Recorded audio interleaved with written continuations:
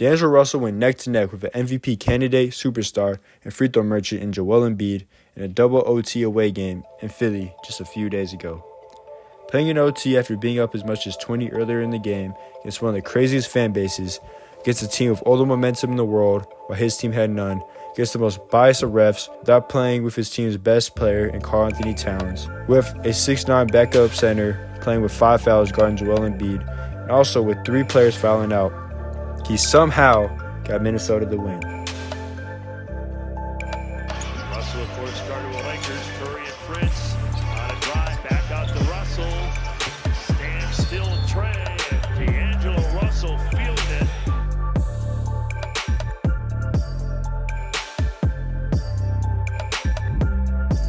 No fouls here, especially on jump shooters. No fouls. Face guarding is DAngelo. Russell against Dloading. Here's a three for the tie, and he pours it in.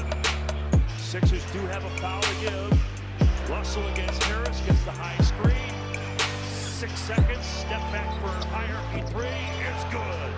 DAngelo Russell. How happy he is. How well he fits in. Everything goes his way. Well, when you're happy and you're content. It's a screen by Embiid. Bounces, but not enough on it. Minnesota with a steal. 8 seconds to go. Curry and Prince with the layup. He's up and good with the layup. And the Minnesota Timberwolves, the steal and the score, have taken the lead. It's crazy to think just weeks ago people had given up on D'Lo. People saying that he's been loading for 7 years, that he's a bust, we should trade him for Ben Simmons, and the league has moved past him. During his last 11 games, he's putting up averages of 18 points, 3 rebounds, 5 assists on 38, 34, 84 splits. So it seems those doubts were warranted, as the Wolves were also 4-9 during that stretch, and looked like they were heading to another season of premature disappointment. But since then, since the Wolves have won 7 of their last 8 games, he's been averaging 21 points, 4 rebounds, and 7 assists on 43, 34, and 80 splits. So maybe all those people who were doubting D'Lo were wrong, and he's showing them that now. And as an avid D'Lo believer, here's some of the stuff I believe that those people who doubted him overlooked, and he's showing them that now.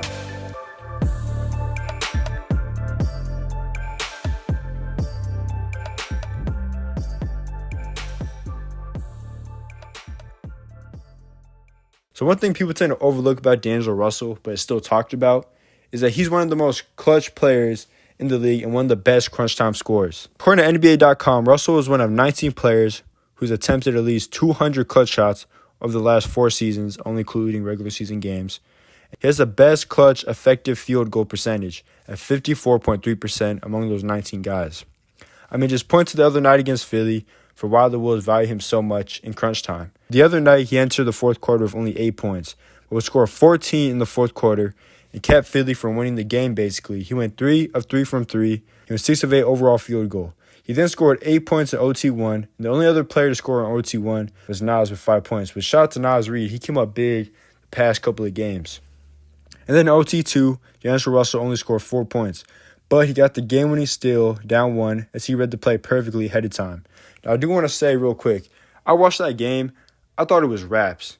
I thought it was over before that play happened. So DAngelo Russell really came up big that game. Like, legit, I was like, okay, we lost. It's over.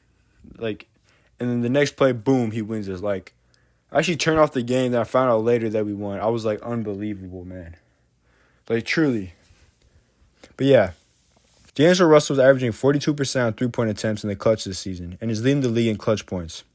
This is ultimately where a lot of D'Lo's value lies as a crunch time scorer, and that's not even a bad thing, though. But there is a reason why DAngelo Russell's signature iconic celebration is a point to the forearm to signify that he stays cool under pressure.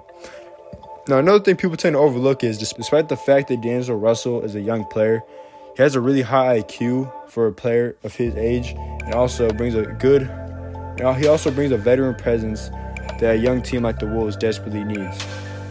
Now, I feel like this was very apparent to me during media day. You can see how he was interacting with all the guys, how I seen through all the pictures and videos. You know, that made me feel good about his role in this team, the kind of team environment he has helped to create. And also you can see it on the court too, with his IQ and how he creates plays for others. I mean, just the other night against Indiana, he made 2 huge passes that led to 3-pointers, wide open threes, that ultimately won us the game. The first one was to Nas Reed, and the last one, which was like the biggest three of the game, which was Malik Beasley in the corner, was just a great play by D'Lo. Yeah, he's definitely become one of the most important players on this roster when it comes to like, leading the guys. You can also see that he's also communicating on defense and stuff, helping guys. He's just been great for us, really. And speaking about his defense, DeAngelo Russell's defense has been very underrated this season. Now, right now, our starting five is the best offensive and defensive starting five in the league. And a lot of that has been made possible by DeAngelo Russell. Right now, our starting five of Pat Bev, Ant, D'Lo, Jared Vanderbilt, and Cat have an offensive rating of 133.7 and a defensive rating of 85.4 in 92 minutes together. That's a net rating of 48.3. I don't know if a lot of you know this is watching this video, but according to Dane Moore, DeAngelo Russell was calling out the Pacers' plays before that even happened. So like I said, when you're talking about IQ, for a guy of DeAngelo Russell's age to be calling out another team's plays, like, come on, man, that's some like LeBron stuff right there. But yeah, also this year, like I said, his defense has been really good. He has a defensive rating this year of 97.3, which is second best in the league of all guards after Stephen Curry, according to NBA.com. Now, I'm not saying he's like the second best defensive guard in the league, but, I mean, according to the stats, there is an improvement. That's all I'm trying to say, Another thing people tend to overlook is DeAngelo Russell doesn't need to be the best player or even second best player on a team, at least talent-wise, for them to be successful and for him to contribute to winning. I mean, as of right now, I'd say Cat and Ant are our best players on the Wolves. Yet we're still winning despite D'Lo is only our third option and has also really just been leading the second unit. I mean, people said he isn't a winning player, but looking at his career, is that really his fault? I mean, he has always ended up on a losing team because they're rebuilding or because, last year was injuries. And the one time he was actually on a team that was competing for a playoff spot and wasn't having like injury problems like last year was the Brooklyn Nets, and we saw what he could do in 81 games with them. He brought him to the playoffs as the best player. So anyway, that's what I'm trying to say is DeAngelo Russell can really help to contribute to win.